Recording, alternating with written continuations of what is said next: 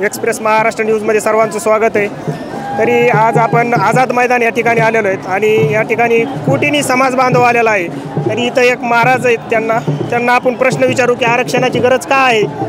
महाराज, आरक्षणाची गरज का लागत आहे तुम्हाला? आपल्याला आरक्षणाची गरज अशासाठी आहे आणि त्या ठिकाणी सर्व असणारे आपले लहान मुलं मुली सर्व असणारे शिकतात आणि त्यांना आपल्याला खूप भरपूर असणार, आपण गरीब माणसं आहेत आणि गरीब असून आपल्याला पैसे द्यावे लागते, त्यांना खूप म्हणजे विनाकारण पैसा खर्च करावा लागतो शिक्षणासाठी, त्यासाठी आपल्याला गरज आहे।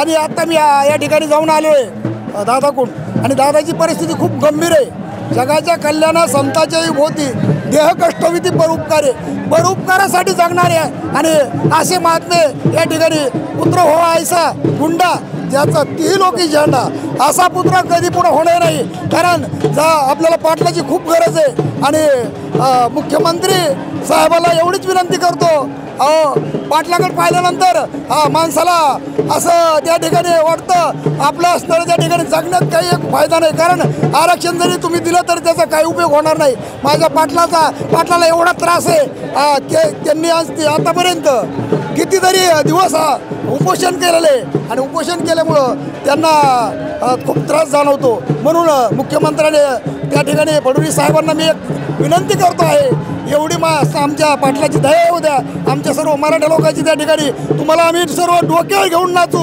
एवढी वेळेस तुम्ही आमच्या पाटलाचं ऐका, एवढंच या ठिकाणी मी तुम्हाला सांगू। एक मराठा